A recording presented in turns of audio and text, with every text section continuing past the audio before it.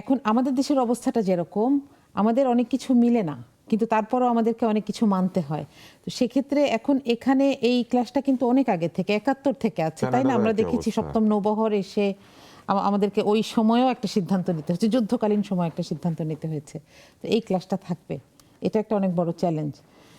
কিন্তু এইটাকে সরকার আসলে কিভাবে হ্যান্ডেল করে সেটার উপরে অনেক কিছু নির্ভর করে। কারণ এখন কিন্তু ডোনাল্ড ট্রাম্প, আমরা দেখছি যে বেশ কিছু জায়গায় এই যে আমদানি রপ্তানির একটা ব্যালেন্সের কথা বলে বেশ কিছু জায়গায় বাধ্য করেছেন, তাই না? কিছু কিছু বাণিজ্য চুক্তি রিপ্লেস করার জন্য বাধ্য করেছেন।